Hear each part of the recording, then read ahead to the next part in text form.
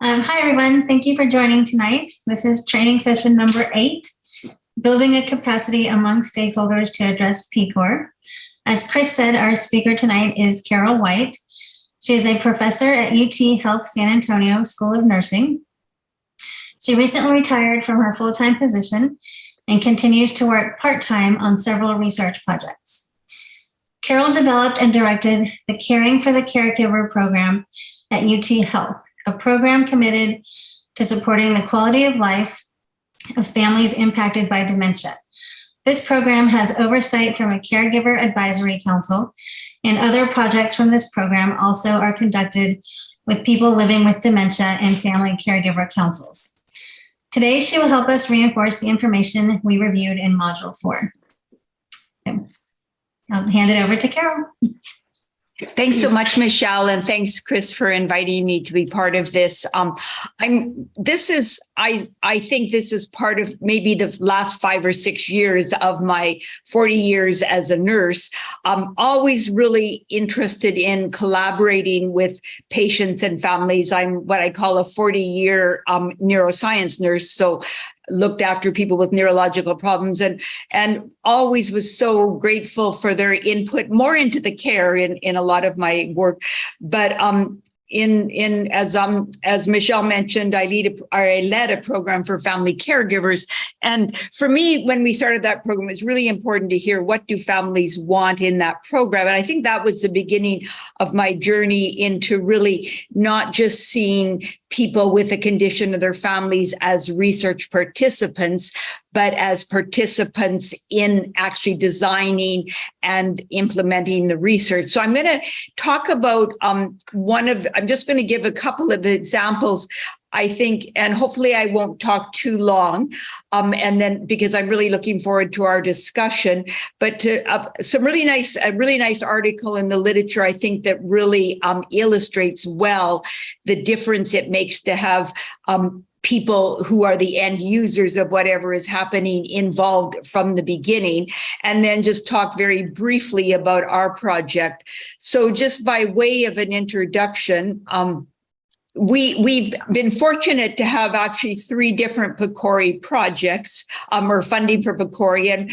And the first one is really to understand what matters to people living with dementia and their family caregivers.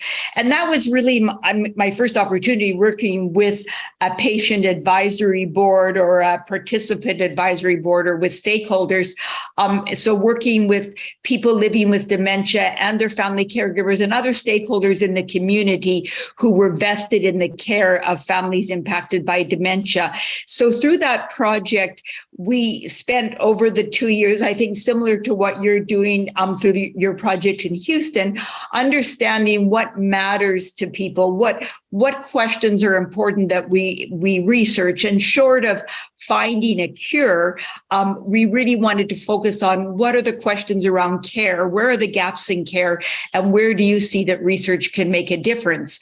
And then coming from that into an enhancement award for PCORI just as COVID started, where what came from our council was we need to understand the impact of COVID on families who are impacted by dementia.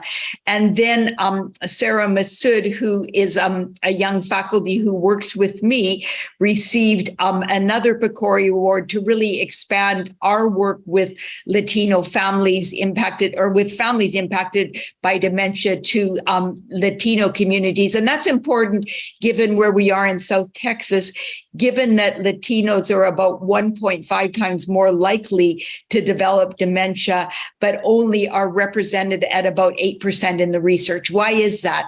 How is it that we do not make it possible? And I think engagement, as you're doing with your group and as we're doing, is what can improve that process. And making sure that the questions we answer not only have relevance to, for example, the Latino community, but the research also addresses them, because there's been, if you don't study that population, do we know that what we're doing with Caucasians will necessarily translate to Latinos? So I'm excited about the work that we're still continuing to do with PCORI. I want to touch briefly, and I will watch my time because I think this was a really interesting example in the literature, not our research, but research done with people with kidney disease, chronic kidney disease through to end-stage kidney disease. And why I wanted to bring this up at this point in time where you are in your process was that I think it's really interesting because not only did this group of stakeholders, patients with kidney disease and their family members help to design the research, which ended up getting funded, but then they helped to conduct the research. So this was a project that started in 2015. And so I know Chris passed this out, and so I'm sure that you've had an opportunity to look at it. So I'm not going to spend a lot of time on the details of the article. But what I did was pull the tables because I think they're really illustrative. So in this project, they convened, similar to your group, and I should just mention before I go on, if you have questions, well, I want this to be interactive. This part I'm going to kind of present, but stop me at any time if you have questions as we're moving through this. And as we're moving through this and thinking about the research question and the design, that's kind of the discussion that I would like to have for the bulk of the session tonight is in your substantive area, talking about the research questions that are important to you and how you might go about studying them based on your previous sessions. So they convened really a national, working with the National Kidney Association group of family members and particularly mostly patients with chronic kidney disease. And this was their first table in the article. I'm just going to talk about it briefly because I think it was those engagement principles that were present within that group that helped them to accomplish all the work that they did. So trust, honesty, and transparency with the group. There was a co-learning. It wasn't just the researchers telling the stakeholders what they needed to know. In fact, everybody in that room was an expert, and they all, coming from different perspectives, co-learned together. Reciprocal relationships where they really did, there was this iterative process where they would suggest something, talk about it, rework it, and then continue until they got to their proposal. And then also respect for each other's. I think they talk a lot about the terminology for family members. Sometimes we talk with research terminology, but I think it was both ways. Respect also with researchers understanding not only the experience and respecting the experience that families brought to the team. So this is really the process. As I mentioned, they convened this group of experts in kidney disease, particularly the patients and families, and then other researchers. But I think the experts are the patients and families.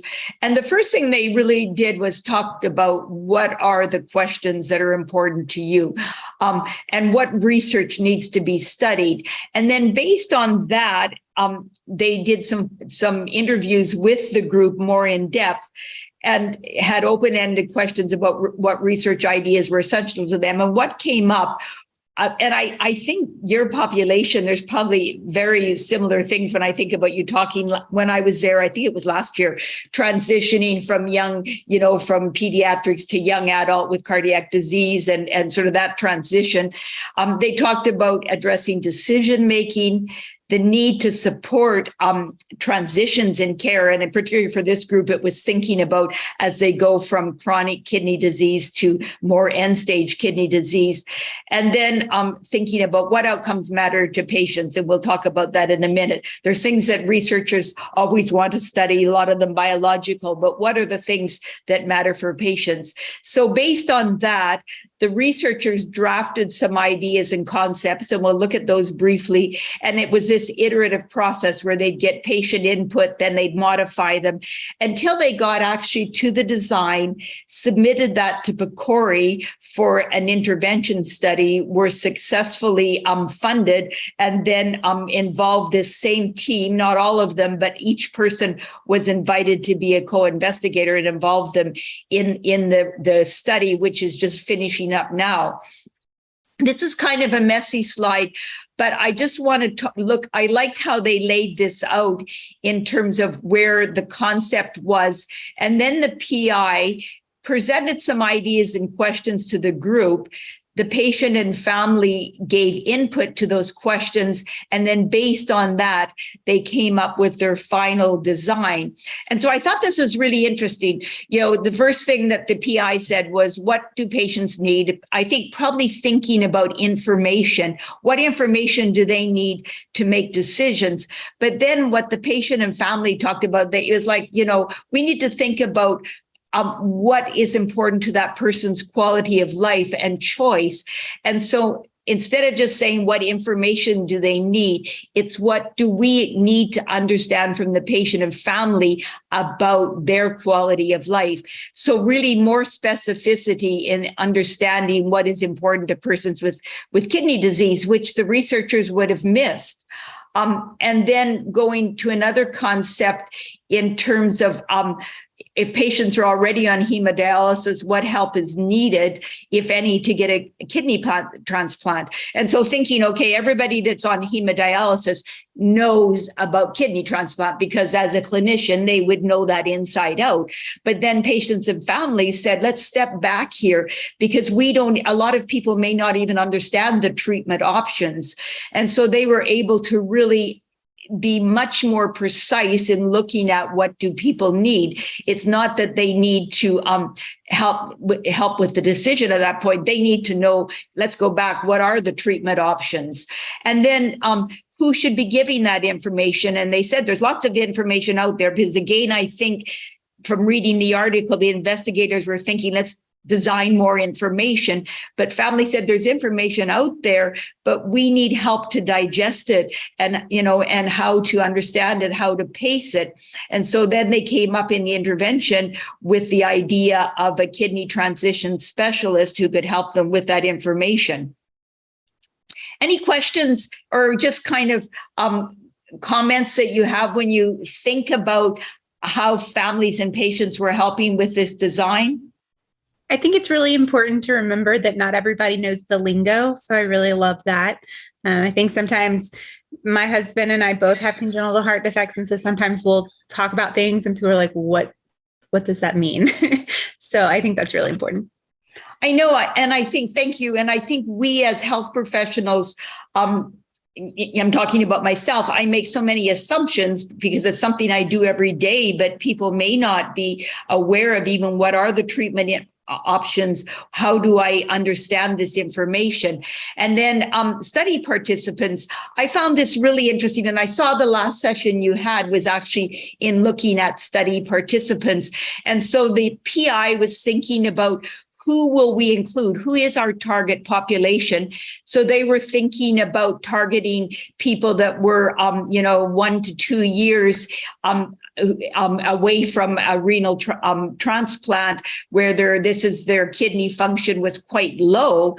And then the patient and family said, that's way too late in the disease process. We need to target people earlier in the disease. If we're going to help them successfully make that transition, we need to maybe get people who are much earlier. And they ended up changing the criteria to people with a higher kidney function who were at an earlier stage in their disease. And then similarly, where are we going to recruit for our study? And so they talked about neurology practices and dialysis facilities. But again, the patients and families said that's too late. It's hard to be able to change treatment modalities when you're already at that stage. And so that also changed where they were going to recruit. And then I'm not going to go through all of these just for time, but just the specificity again in the intervention and in the study population, targeting low-risk patients as well as high-risk, and then how that information would be given, instead of just bombarding people, talking about the kidney transition specialist, but also talking about peer support and how important it would be to have partner patients with peer support. So again, a much stronger research design that was more likely to make sense to the people they were going to be recruiting in the study. And then I think this slide is so important in terms of the outcomes. Again, you can see a lot of biological outcomes here, blood pressure, how often they utilize the healthcare system, different things like that. Whereas patients said lack of control is really important. We can't control so much. How do we control the loss of this control? And how do we go on? So empowerment. They talked about acceptance, and then grief that we often don't even think about, that families are thinking about with a chronic condition, quality of life. So you can see they then were added outcomes to that intervention design that matter to persons with the condition and their families. So as I said, they submitted this intervention study that was, I think, much more tuned to what patients and families needed, because they had input every step of the way, and then were successfully funded.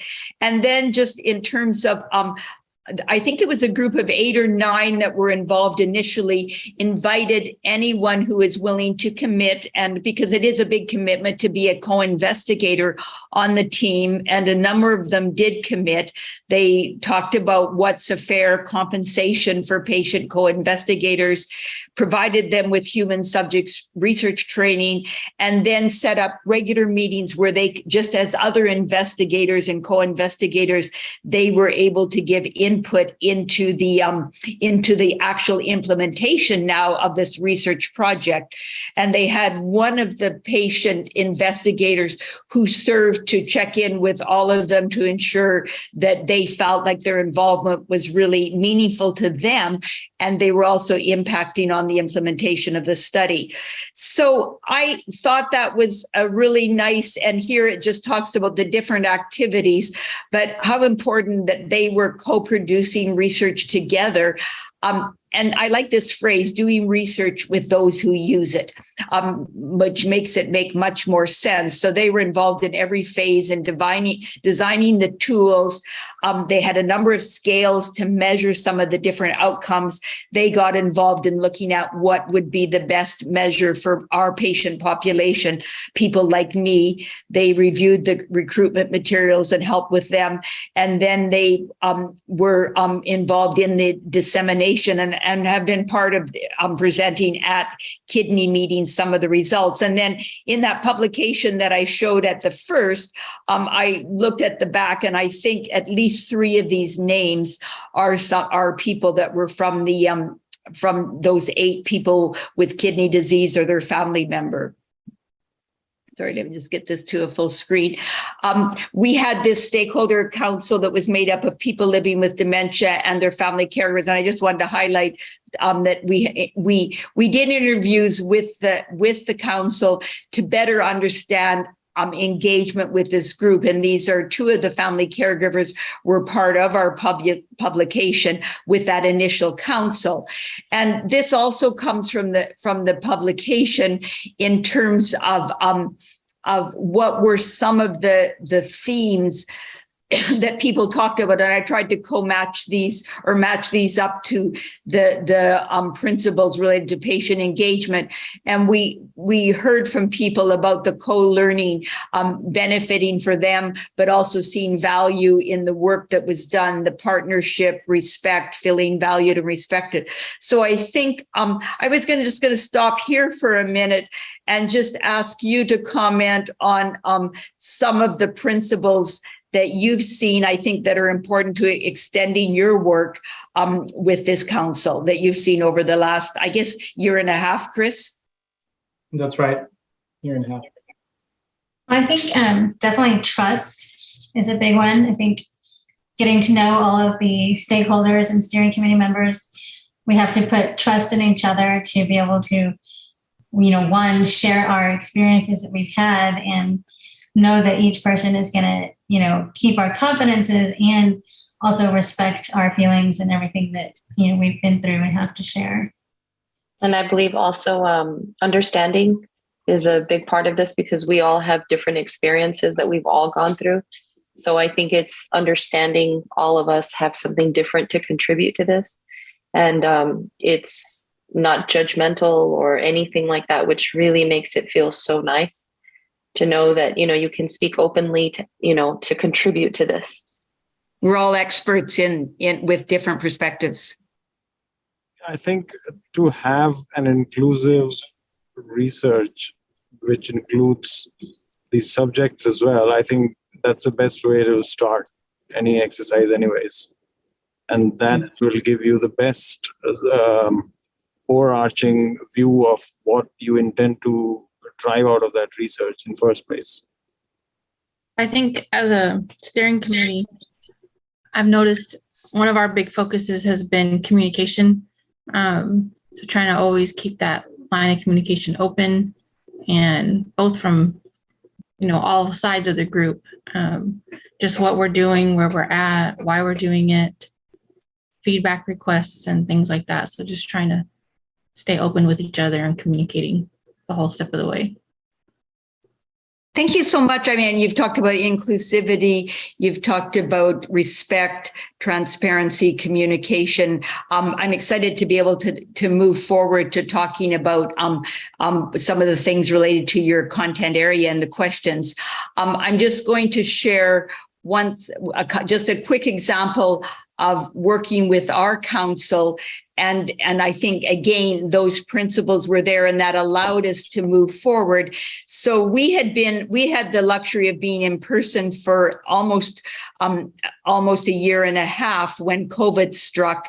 And so then we went virtual, and this is one of our council meetings. But I think it was in April at our first council meeting when we were virtual, we couldn't even really move on with business. What families needed to talk about was the impact of COVID for them and tell their stories.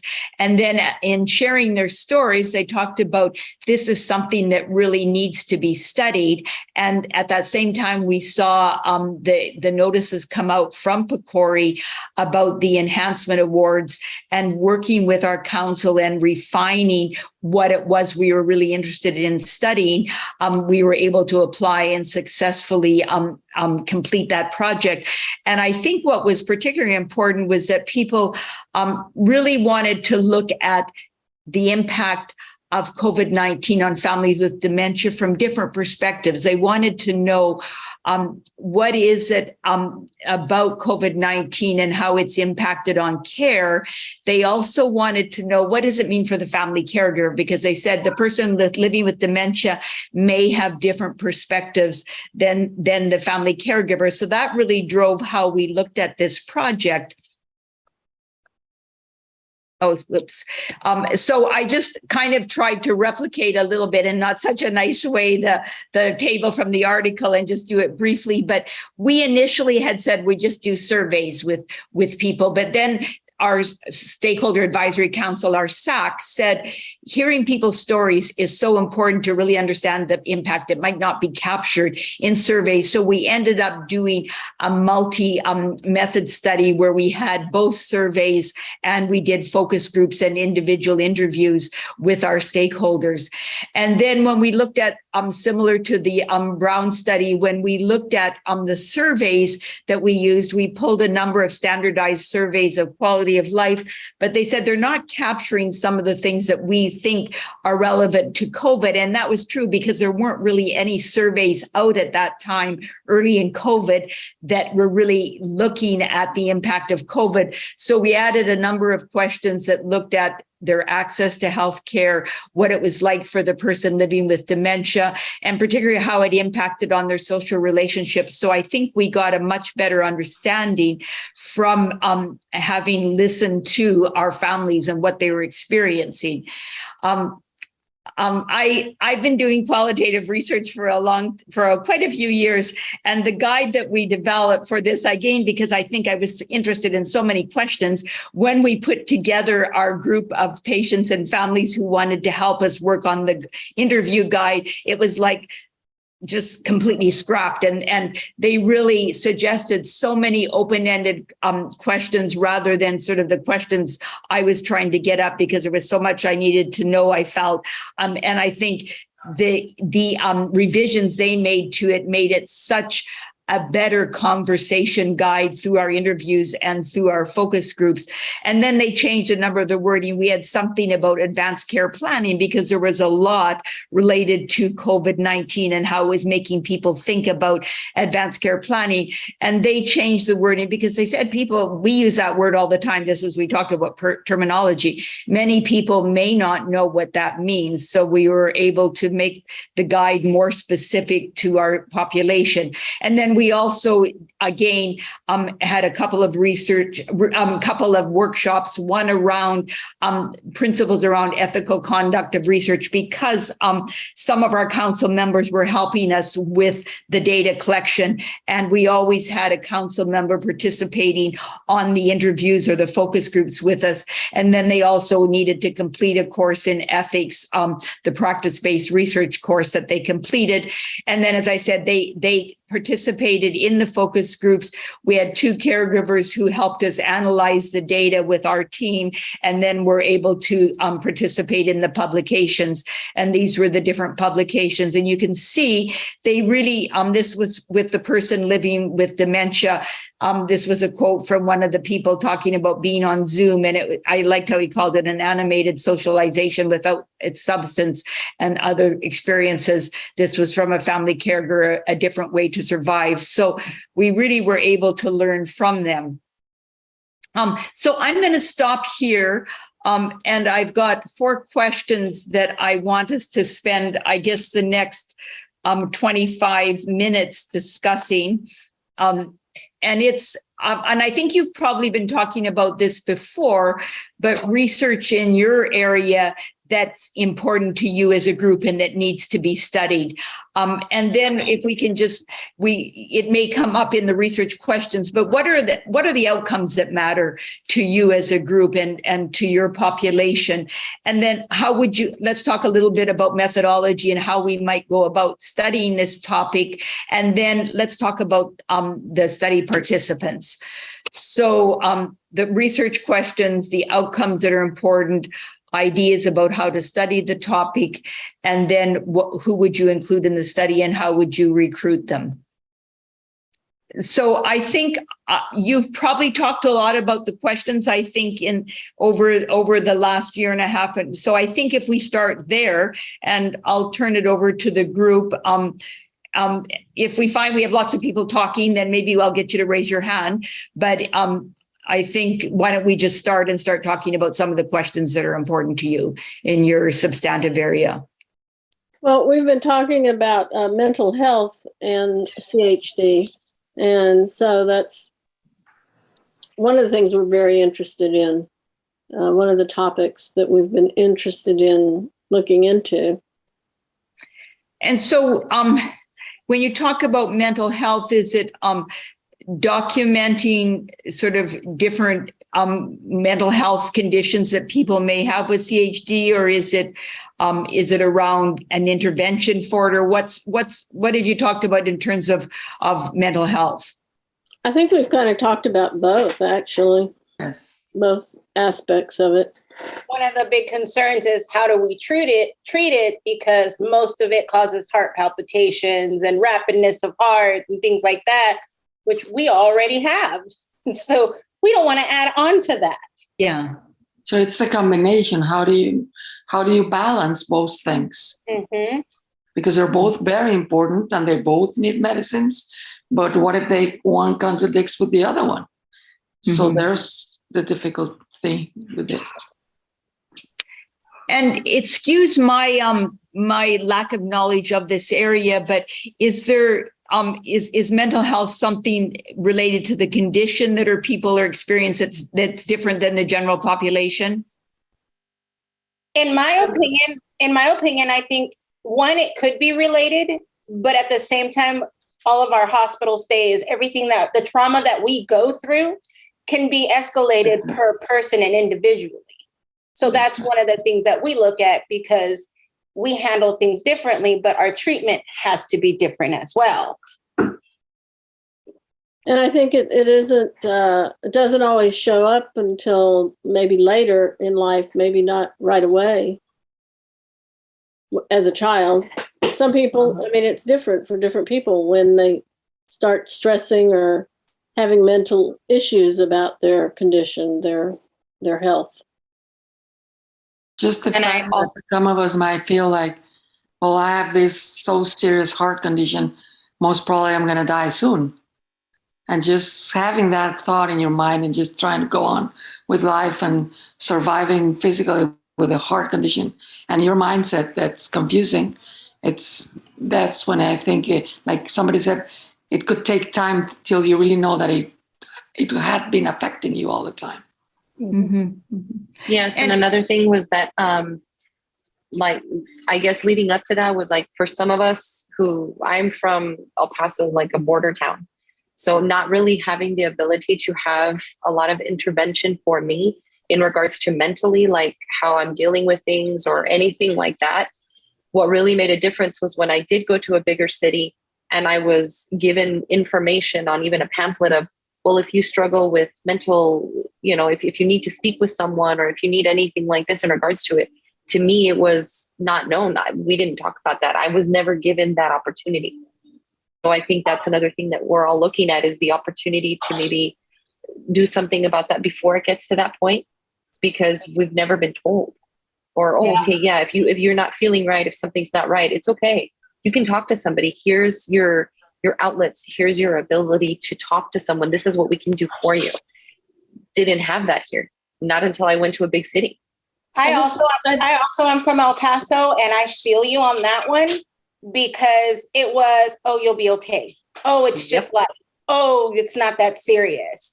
And I moved to Austin, and now everybody's like, okay, how can we help you? What can we do? What do you need? I'd also like to add, I'm from Brownsville, also a border area, and that was one of my concerns mentally. I didn't know who to talk to, where to go, until I wound up in Houston. And then I felt my stress level went way down, but I was very concerned that I was not going to make it and stuff like that. So it's very important that we have access to information to calm us down. I think that in general, like when you're younger and you're, going through all that, it's like the doctors are just, trying to save your life at that point. It's not really about anything else. Like forget mental health and all that. We're just trying to keep you alive. And then after that, once you're an adult, in my experience, like I've always been fixed. And it's like, that's all in the past. You don't need to talk about it anymore. That's kind of how it was treated.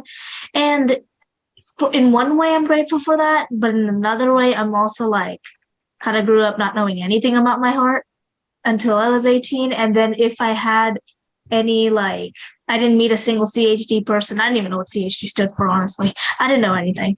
And then if I felt something off, I kind of have a fear of needles, and I didn't know where that came from. And my arms, right here, are completely numb. I can't feel anything because of the amount of IV needles I've had.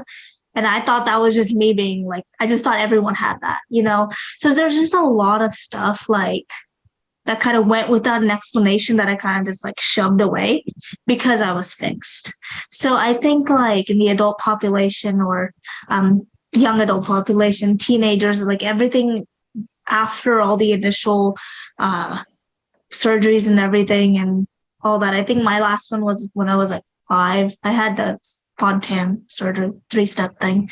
But after that, after recovery and all that, it was just kind of not talked about, and no resources were handed to me or my parents. No one said that you're more susceptible to all these things. And I think we need to be careful about that, because I don't want to say, okay, because of this, your child is more susceptible. And then they have they're afraid of it. And then they start thinking about it. And because they're thinking about it, they, get the illness. So there should be a balance between the two, but also they shouldn't be completely clueless either. And if they were feeling off, there's validation for it, and they should know that there's a reason for these things. So I think, I don't know, that's just my experience. Yeah. I agree with that, because as a CHD patient, we feel things like heart palpitations or we feel weird, and we're always told, oh, it's anxiety. Oh, it's just anxiety. But I'm like, what if it's not? It could not be that, so everything is always pushed off so fast as an anxiety symptom because a lot of the things that we feel match up so closely with that, but it's not always anxiety. Sometimes there is something wrong. My daughter was born 40 years ago, and I don't think mental health was ever anything that was discussed and we went to Texas Children's. We were in a big hospital. We live near Brownsville on the border in Harlingen. So yeah, there weren't a lot of resources and it wasn't really talked about mental health. I don't think I ever really thought about that as so much, but I know just the other day she mentioned to me she wants a 40th birthday party, a big party. She says, we didn't think I'd live this long. So I know that it's in the back of her mind. She's a Fontan also, single ventricle. So yeah, I think it's something that, and she has an extreme needle phobia, which I did try to get some help for when she was a teenager. But I think it was too late by then. That phobia is in her mind. She knows it's a phobia. She knows it's not, it doesn't hurt like, that bad, but she just freaks, totally freaks. And I think and I keep telling her she still needs to go and talk to somebody, but I can't make her. So I think part of the problem is that we want to go and we want to get that help because we all have the phobias. I hear the word needle and I scream and they have to hold me down. So I know what your daughter feels like. I know what she's going through. Yep. But not all these doctors understand that. Nope. I think we need to hope one day that there'll be a assistance for people with disabilities or special circumstances such as us, because I can go to a physician and say, well, I'm not feeling good, this, and this. Oh, you're just going through this, but they don't know our track records, our history, why this developed. Right. Because I have that fear of needles. I have a fear of people in costume because when I was in the hospital, at children's hospitals, they have clowns go visit you. They have this visit you and fun things. But in your mind, oh no, this has to relate to my heart issue.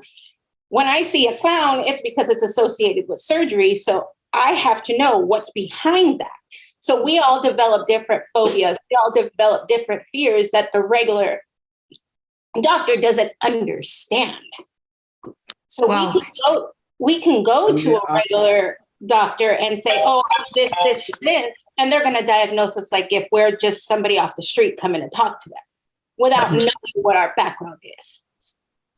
So I'm going to stop you here for a moment just so we can, this is amazing conversation. You really have identified what looks to me like an important gap in care and that we don't really, it hasn't really been addressed with people with CHD. I don't know the literature, but the fact that all of you are sitting here saying we have anxiety and other issues, probably stemming as I think, Leticia, you talked about the fact that people are so concerned with saving your life that those other parts don't get addressed, and also dealing with things that probably happened to you through your life-saving surgeries when you were younger. So what I'm hearing, and just jump in if I'm not hearing it correctly, but I'm hearing that particularly anxiety. I didn't hear people talking about depression as much, but I certainly heard anxiety. And I think when I think of what you've all been through, it doesn't seem unusual, but is that anxiety even being identified or being addressed within the healthcare system? Some of you talked about, I think being seen. I think when I was here before, we talked about specialized centers for adults related to CHD, but is it being addressed in other places where you might be seen, or is it just being brushed off? So I think that you have really identified an important research, an issue, a topic. If you were trying to make that into a question, and in terms of mental health? Is there a way that you would think about how you might make it into a question? Whether it's kind of understanding it more and what people are facing, or whether it's thinking about, is there a way that we might intervene? And you talked about medications, and that kind of medications may cause palpitations and the difference. Are there other interventions that you think, rather than medications, that might be helpful to think about in terms of addressing it? So I've asked a whole bunch of things at once, but I'm thinking about, first of all, the question, and then once you have a question, then that's really what drives how you might be studying it. I think question is, how do we address the mental health issues and the social stigma that comes along with it? I think that's mainly the question. So is it how does are you thinking about the healthcare system and an intervention that they might address that might lead to less anxiety in people with CHD? Correct. Yes. And so are there other outcomes that are important? Anxiety, obviously something related to anxiety. Are there other things that might be related to an intervention for anxiety that would be important for you? And I'm not want to put words in your mouth, but I'm thinking, are there things that anxiety prevents you from doing, or other things you might want to measure as outcomes related to? Correct. Yeah, quality of life, for example, like you may not be able to do certain things, and that may cause some sort of discomfort to you. Mm-hmm. And so quality of life is one that I would definitely associate with this. I think maybe too that the anxiety keeps you from seeking help for let's say you need to go get a flu shot and you don't do it because of the anxiety of the needle. That kind of I was going to say maybe phobias almost. Phobias, right. That's really interesting. And are you talking about the phobias related to everything you've been through, particularly as a child up to this point? Yes, because I had a similar experience to what some other people are saying. I was diagnosed with a heart murmur as a child, and I was having every 6 months, tons of tests, basically the same story, for the sake of not repeating it. And then my parents literally were like, we're not putting our kid through this anymore. You're not doing anything, which can debate that decision another time. But I was utterly terrified of doctors, and I never knew why until I was kind of re-diagnosed later in life and read some stuff about, there's some small, minor studies of PTSD and crazy fears of needles and stuff, and in children who have gone through these kind of things and CHD patients. And I just thought, oh, well, that makes a lot of sense. So, I almost didn't go to college because I had to get a vaccination. It was that level. It was utterly ridiculous. It made no sense. There was no logic, none. I would also add that in my case, I'm also single ventricle. I've had a Fontan and a revised Fontan. And the thing is that I got my first surgery when I was 24. So I would also add to this that I'm from Mexico, so there was no hope for me. And I was alive because of a miracle until there was something for me when I was more than 20. So I can also relate to a lot of anger when I was small, because you cannot do this, you cannot do that, forget about getting married, forget about having sex, forget about having children. You're not going to do any of that. And I just shocked myself. Thank God my parents didn't really understand a lot of English. So some of that information I kept to myself. But there was a lot of anger because doctors were telling me things that they didn't even know if I wanted or not. It was like, it's not an option. You cannot do this if you want to survive. So I think that handling all of this, not only fear, anxiety, anger, a lot of things, when there's not a lot of information, you feel very lonely. It's a lonely path. So all of this has to affect somehow. But there is still, I know how you said that depression wasn't one of them, but depression is in there because, like, on my aspect, being told several times by different cardiologists, you may not make it to, hey, if you make it to 30, great. And then it's the fear of, okay, I made it to 30. What now? Like, I was scared up to that point. Am I going to make it? And then it's trying to almost do things quickly, because what if you don't make it? And again, there's no one to talk to because the doctors are not helping you in that aspect of, it's okay, it's all right, don't worry, it's just in case we need to do something at that point. But that's not what you're being told.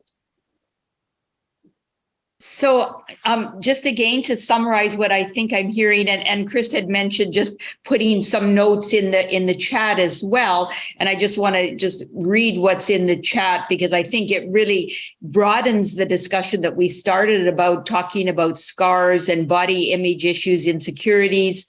Let me just go down here. And then talking about phobias, anxiety, anger. So initially we started up here, mental health issues, and then we started talking about anxiety and the fact that some of the medications one may use for anxiety are causing more palpitations and more problems. But now we've broadened it a lot more: depression, anxiety, phobias, anger.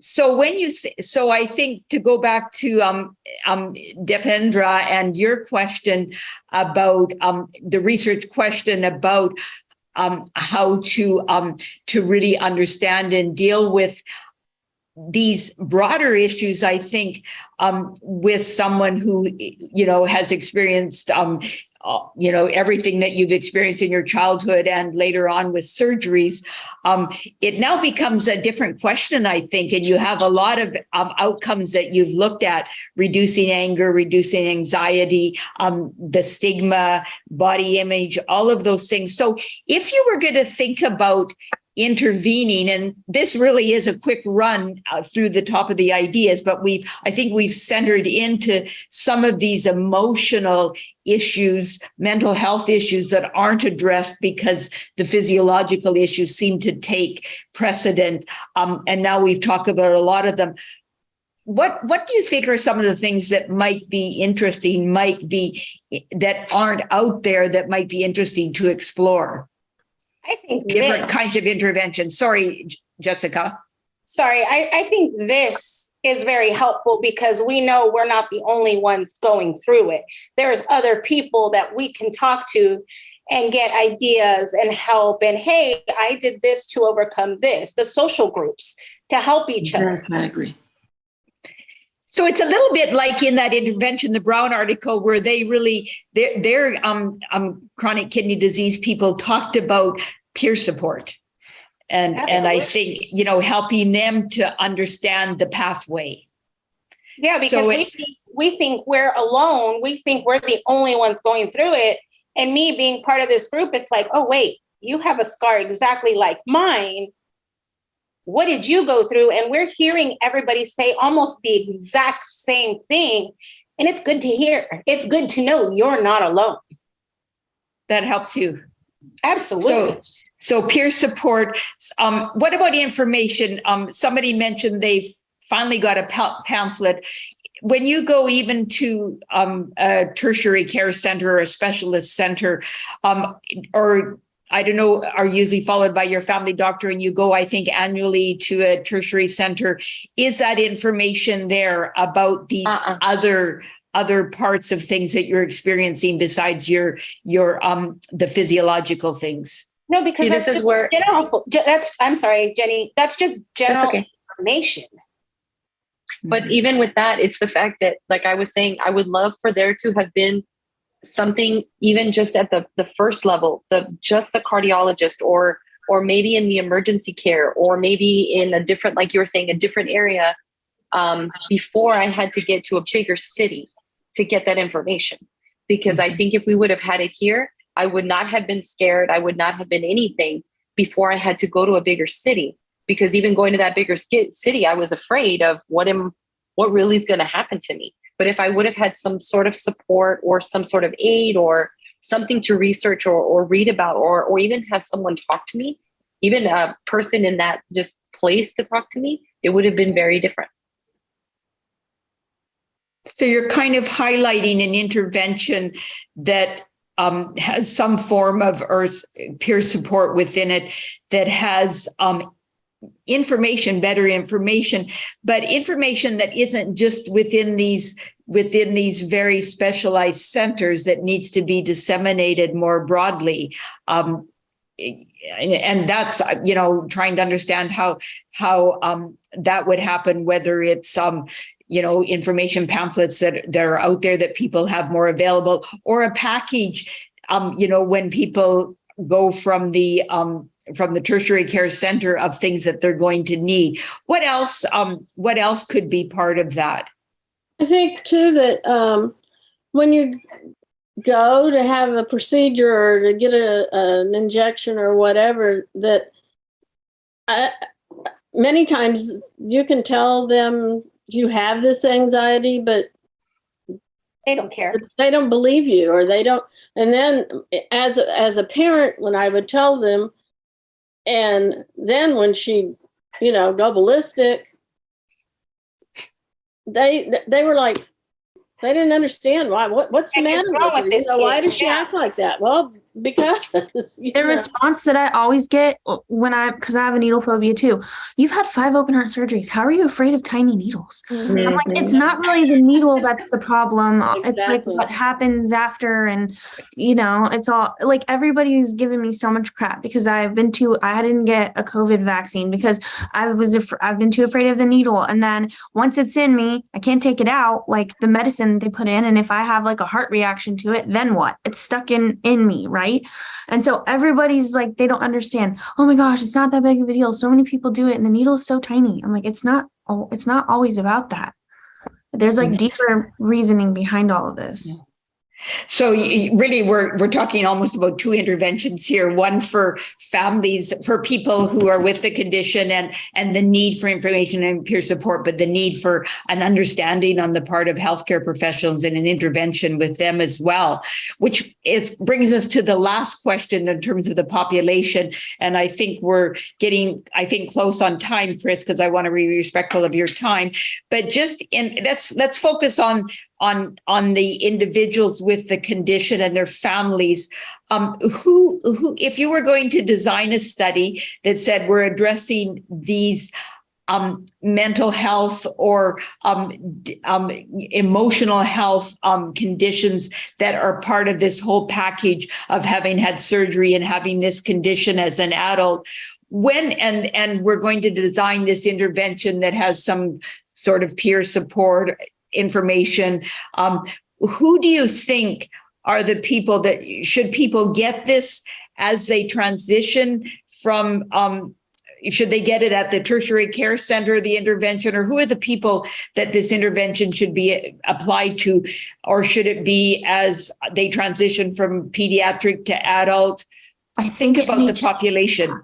I think it needs to start as like the baby is diagnosed and give it to the parents, because I'll say, I think part of my issues is that my parents were so overprotective because they had no information. So they're like, oh, if she does this, she's going to die. If she doesn't take her to jocks and at 8 p.m. on the dot, she's going to die, right? And then they ended up taking me off of it because it didn't do anything. And they're like, wait, what? So I think it needs to start with the parents at birth, because I think they project a lot of our issues onto us. Like, they did it the best that they could, but they weren't educated either. We grow up scared because they're feeding onto us their fears. So now we're fearing for it. Of course. Because with me, I gave birth to 2 children, and my thing was, you can't get pregnant because you're gonna die. And I said, oh yeah, watch me. And I did it anyways because she told me I couldn't. Same for me here. Same for me.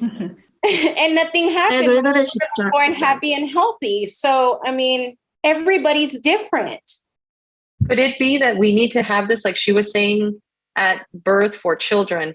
But could it be that as soon as it's at a cardiologist, just a cardiologist, not a specialized, like a congenital heart or any other, like the higher up kind of as you go, but just at the cardiologist level, when you first go in, when you're first diagnosed, when something is seen, I think that's more of what you're trying to say, right? As soon as you're diagnosed, that's when we should have like pamphlets or something on the side to be like, okay, there's also these for you to kind of review. Look at this. My parents, like you said, my parents didn't have that. So maybe having that at that level will help for that understanding before you start getting more and more into things. Yeah. Not only that, go ahead.